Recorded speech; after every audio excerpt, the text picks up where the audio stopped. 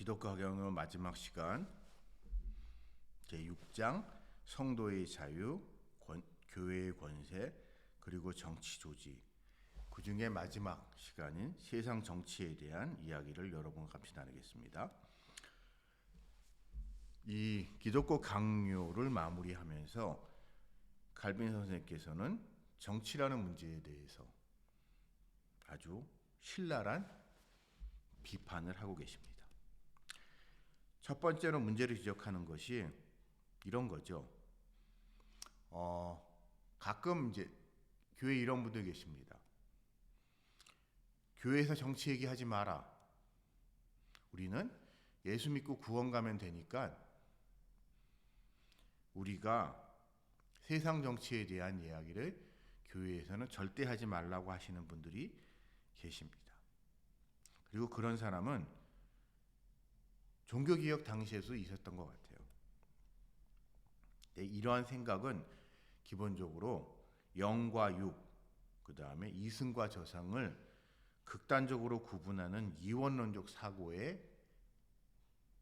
때문에 이런 생각을 하게 되고, 그래서 영혼의 구원이라는 것은 영혼의 구원이고, 영혼의 구원은 우리가 이 땅이 아니라 이승에서가 아니라 저승에서 죽어서 천국 가는 것, 그것이기 때문에 현실 정치를에 대해서는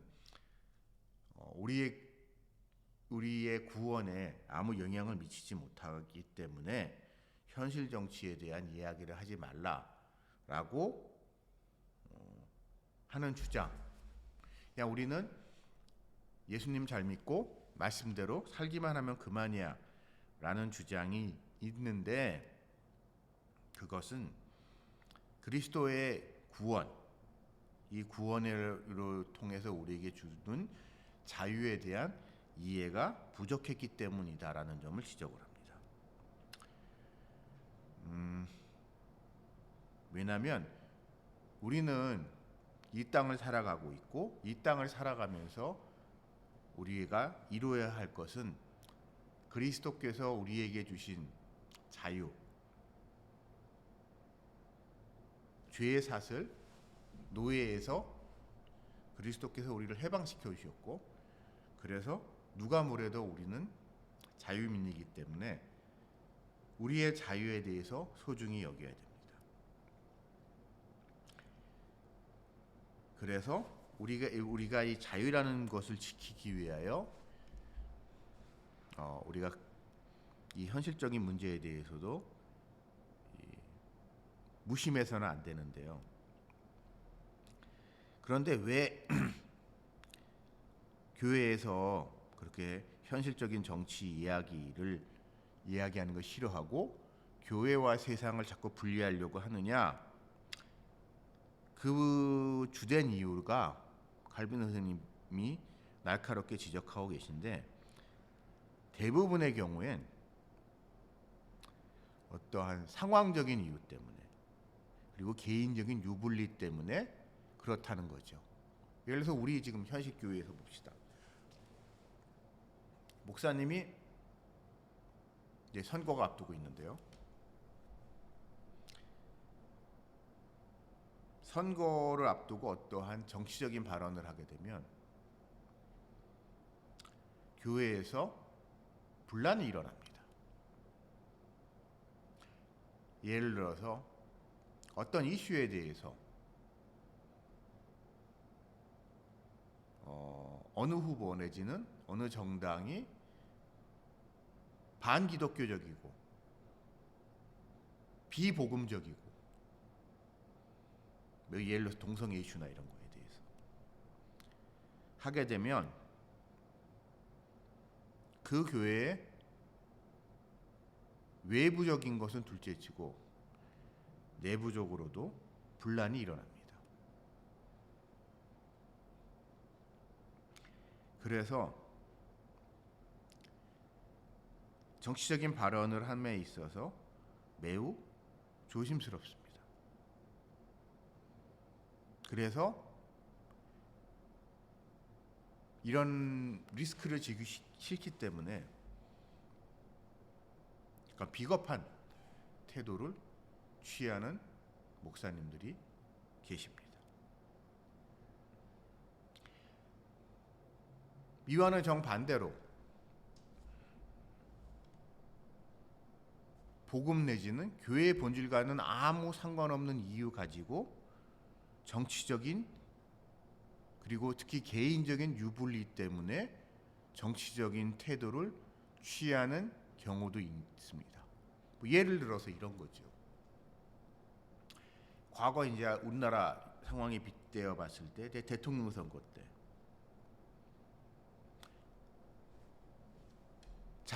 장로인 교회 대통령 후보가 출마했을 때 일어났던 일, 그 후보가 과연 장로란 타이틀은 가지고 있지만 신앙적으로 장로라는 이름이 합당한 믿음을 가지고 있는가가 극히 의심스럽고, 그러한 신앙생활을 했는가, 뭐 그 교회 다니는 사람의 이야기를 들으면, 전에 들은 바에 의하면은 교회도 잘 안 나오는데 국회의원이고 유명해지니까 그냥 그 교회에서 장로를 시켜준 그런 경우들도 있었단 말이에요. 그러니까 그런 사람이 장로라는 이유만으로, 특별히 우리 교단 소속 교회의 장로라는 이유만으로 무조건 그 사람을 대통령으로 당선시켜야 된다고 이야기하는. 근데 그런 이야기를 하시던 분들이 처음부터 그랬냐? 아니었거든요. 대부분의 경우. 군사정권 시절에는 교회에서 정치 얘기하지 말라고. 왜냐하면 교회에서 정치 얘기했다가 밉보일까 봐. 교회에서는 절대 정치 얘기하지 말라고 했던 분들이 이제 군사정권 시절 끝나고 흔히 말해서 민주화가 되니까 이렇게 돌변하는 태도를 보이는 모순적인 모습을 보인 경우들이 있는데, 그런 거에 대한 비판을 하고 있습니다. 즉, 교회에서 정치 얘기하지 말라는 이야기는 비겁한 태도라는 거죠. 그것 때문에 얻을 수도 있는 불이익 때문에.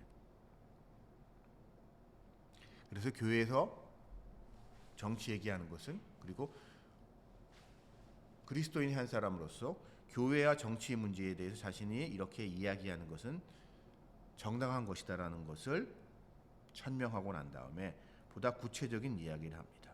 이거는 이제 종교개혁 당시에라는 시대적 상황을 좀 가지고 이해를 하셔야 되는데, 이 부분부터. 이 당시에 교회 정치의 문제는 로마 카톨릭 교황과 그 다음에 세속 군주였던 각 지역의 영주들, 무슨 교회에서 공작인 경우도 있고 백작인 경우도 있고, 내지는 시의회인 경우, 자유시들의 경우에는 시의회인 경우도 있고, 또 그 위에 황제가 있는, 이러한 여러 정치 집단들 사이에서 있는 교회의 입장, 그 중에서 가장 문제가 되는 게 교황과의 문제죠. 물론 이 시대는 중세와 같이 교황이 막강한 파워를 누리던 시절은 아닙니다. 그러나 여전히 교황을 중심으로 한 교권주의자들은 교회의 완결성과 무오류성을 근거로 해서 교회가 세상에 적극적으로 개입해야 된다는 주장을 하고 있었습니다. 교회는 이 세상이 신자들이 교회 생활을 더 잘할 수 있게 하도록 돼야 되기 때문에 교회가 적극적으로 세상에 개입해야 한다는 말이 일리가 있는 이야기 같은데 그 근거가 교회의 완결성과 무오류성이라는 거죠. 성도 개인의 신앙이 아니라 교회의 권위이기 때문에 그렇다는 겁니다. 즉 예를 들어서 대표적으로 어느 지역에 왕위 계승권이라는 문제에 있어서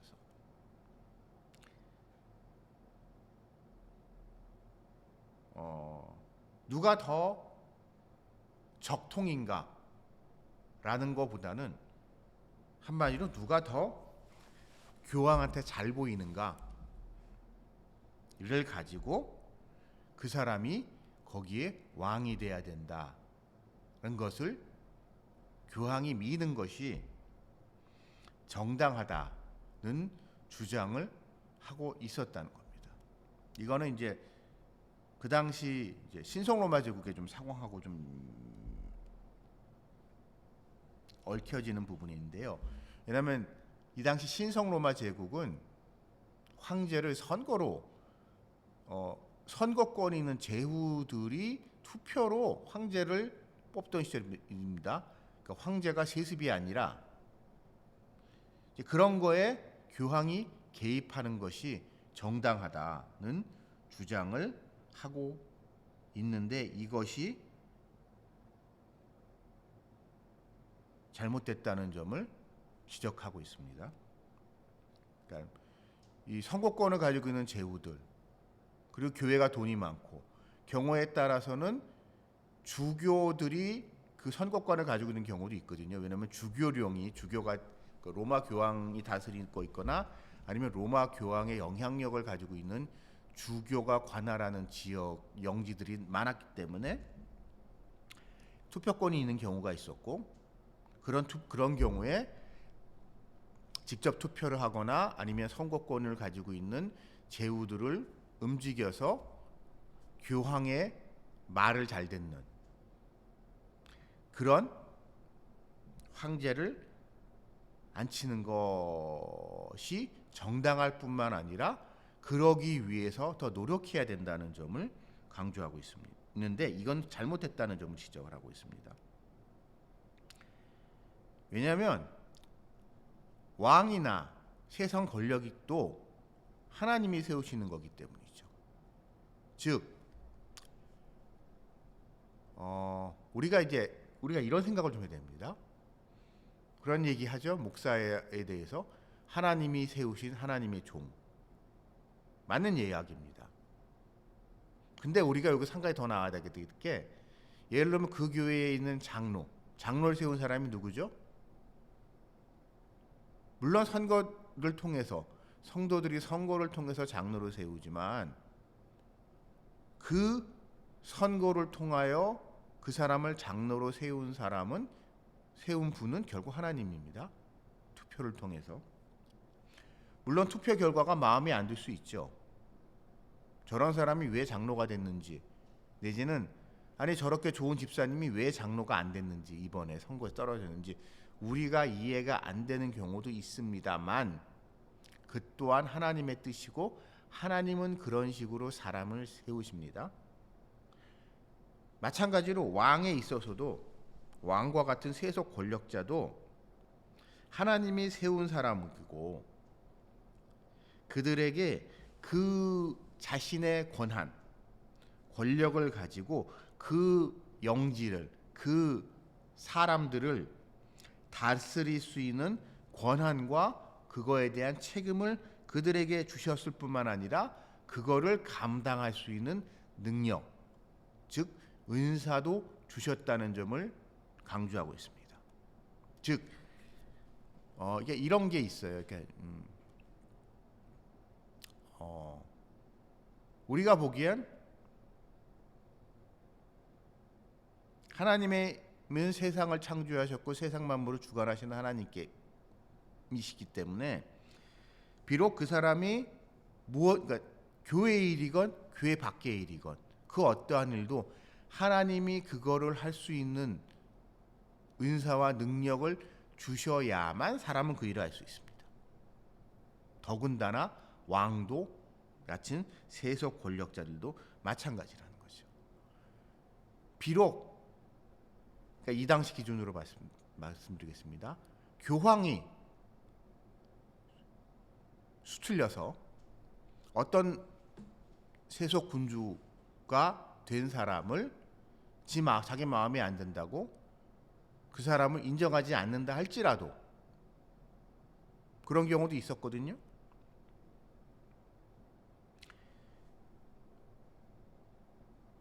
그거와 상관없이 하나님은 그를 왕으로 세우셨을 뿐만 아니라 그가 왕으로서 통치할 수 있는 능력, 즉 은사를 주셨음을 강조합니다. 그러니까 마치 이렇게 생각하기 쉬워요. 누가 왕이 됐는데 이 사람이 교황의 비준을 얻지 못하면, 만약에 교황이 이 땅에 있는 하나님의 세속 대리인이라면 이 대리인인 교황의 능력, 그러니까 은사가 주어지지 않았었다고 생각할 수 있는데 그렇지 않다는 점을 강조하고 있습니다. 그러면서 교회의 사명에 대해서, 세속 교회와 목회자의 정치적 사명에 대한 이야기를 하고 있습니다. 그것은 선지자적 사명이라는 점을 강조합니다. 구약 성경에서 선지자들을 보십시다. 구약의 선지자들은 정치적인 발언을 많이 합니다. 근데 그 정치적인, 그러니까 선지자들이 받은 하나님의 말씀, 그 신탁은 정치적인 부분이 되게 많아요. 그 당시에 정치적인 상황 속에서 해석되고 이해해야 되는데 그것은 뭐냐? 결국 타락한 권력에 대한, 인간은 부패했죠. 전적 타락한 인간이기 때문에 그 인간이 주관하는 세상 권력이라는 것은 부패하기 마련인데, 특히 절대 권력은 절대 부패하기 마련인데, 그렇게 부패한 세상 권력에 대해서, 독재자들에 대해서 하나님의 정의와 공의를 선포하는 것, 하나님의 심판을 선포하는 것, 그것이 선지자의 사명입니다. 구약 성경에서 보게 되면 그 점을 강조하고 있습니다. 세상 정치에 개입하는 것이 아니라 잘못된 거는 잘못됐다고. 세상의 모든 사람들이 그 통치자의, 그러니까 대표적인 게 우리 세례 요한 한번 생각해 봅시다.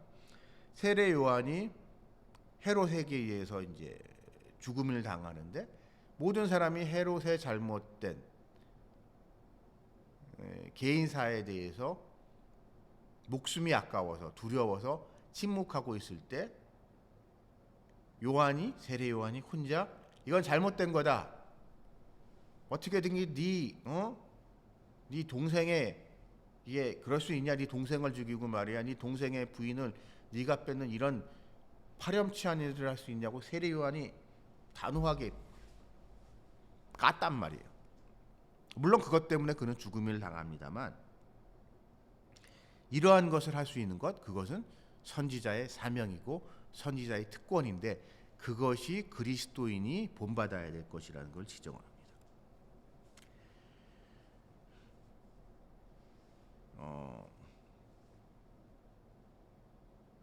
그러고 이거에 빗대어서 또 세례 요한을 비롯한 이 권력, 이 선지자의 사명이 뭘까요? 과연 그러한 세상 권력과 타협하고 있는, 세상 권력에 대해서가 이게과의 공생관계에 있었던 잘못된 종교 권력, 제사장 권력들에 대한 비판도 서슴지 않게 하게 되죠. 세례 요한도 마찬가지지만은 다른 선지자들이요. 그렇게 교회가 잘못됐을 때, 요즘으로 말하면 교회 지도자들이 잘못됐을 때, 그들이 하나님의 정의와 공의에서 벗어나고 하나님의 말씀을 우습게 여기고 그냥 상황 논리 속에서 적당히 넘어갈 때 그들에게 단호하게 하나님의 말씀을 선포할 수 있는, 심판을 선포할 수 있는 그러한 그리스도인이 되어야 된다는 점을 강조하고 있습니다. 그런 점에 있어서 종교개혁은 정당화될 수 있는 거죠. 그래서 여러분, 목사는 제사장이 아닙니다. 우리는 제사장이 아닙니다. 선지자입니다. 예수님이 십자가에서 죽으심으로 영원한 대제사장이 되셨기 때문에 더 이상 선지자는 필요하지 않습니다. 제사장은 필요하지 않습니다. 히브리서의 말씀에 따라서 우리는 모두 다 선지자입니다. 목사뿐만 아니라 우리 믿는 모든 사람들에게 남아있는 역할은 선지자뿐인 거죠. 그래서 잘못됐다는 것을 선포할 수 있고 비판할 수 있는 선지자의 사명을 하다 보니 종교개혁이라는 것이 일어나게 됐고, 그러다 그 과정에서 여기까지 왔다는 점을 강조하면서 종교개혁의 정당성을 변호하고 있는 거죠. 물론 그러나 이 동시에 종교개혁의 과정에서 일어난 부작용에 대해서도 분명히 지적하고 있습니다. 그러니까 세속 종교개혁의 부작용 중에 하나가 종교 권력이었던 교황에 대한 비판이 도가 지나쳐서 모든 세상 권력에 대해서, 그러니까 즉 자유라는 것이 에 대한 이해가 잘못된 사람들이 오히려 타락과 방종의 길로 빠지는 경우가 있었고, 그들의 잘못 중에 하나가 세상 권력 자체를 다 부정하고 지멋대로 살려는 거죠. 그래서 요즘으로 말하면은 법도 제대로 지키지 않으면서 내 마음이야, 내 자유야라고 하는 인간들이 있었고, 그러한 사람에 대해서 국가가 공권력을 행사하여 제재하는 것, 그것은 정당하다는 것과 더불어 이러한 시스템이 운영되기 위해서 사람들한테 세금을 내는 것, 그것은 세금을 매기고 세금을 징수하는 것은 당연한 국가의 의무이자 책무임을 강조하고 있습니다. 여러분, 너무 당연한 이야기지만은요, 우리에게 자유라는 것에 대한 개념이 전혀 없던 사람이 이게 자유가 주어지게 되면 이런 사람들은 자유로부터 말미암은 자신의 즐거움은 쉽게 받아들일 수 있지만 그 자유에 따른 대가, 자유에 대한 책무, 자유에 따라 자기가 부담해야 할 것에 대해서는 둔감하기 쉬운데 그것을 지적하고 있습니다. 그렇기 때문에 그 세상을, 그 시스템을 우리가 살고 있는 이 세상, 그리고 우리 교회가 서 있을 수 있는 터전인 이 세상의 권력과 권력자의 권위에 대해서 일단은 복종해야 된다는 점을 강조합니다. 왜냐하면 그 사람 또한 하나님께서 세운 사람이기 때문이죠. 여러분, 우리 이제 선거가 있습니다. 선거나 이런 걸 하다 보면 내가 지지하고 좋아하는 사람이 당선되는 경우도 있지만 그렇지 않은 경우도 많단 말이에요, 분명히. 근데 이제 내가 마음에 들지 않은 사람이 당선이 되면, 특히 대통령이 되면 우리는 내 마음의 대통령은 따로 있다. 저 사람이 대통령이지만 내 마음의 대통령은 저분이다 라고 하는 경우가 있는데, 이것은 이 사람을 대통령으로 세운 하나님의 뜻에 대한 반역이기 때문에 일단 인정해야 된다는 것이고, 다만 우리는 이 하나님이 세운 사람이, 그 사람도 사람이기 때문에 하나님의 뜻을 이탈했을 때 그 잘못을 지적하고 비판할 수 있는 선지자적 사명을 다할 수 있는 용기가 우리에게 요구된다는 점. 그러니까 어용 그리스도인이 아니라,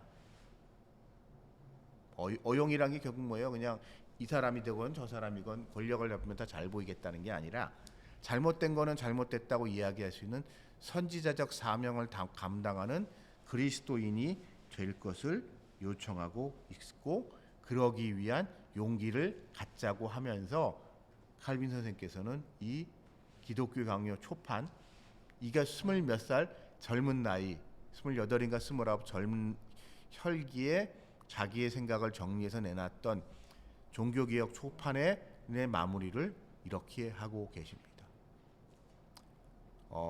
오늘 강의는 여기까지고요. 이거로서 이제 기독교 강의는 마무리하고 다음 강의부터는 이제 또 다른 종교개혁의 한 축이었던 종교개혁자 루터에 대한 이야기를 나누겠습니다. 다음 시간에 뵙겠습니다.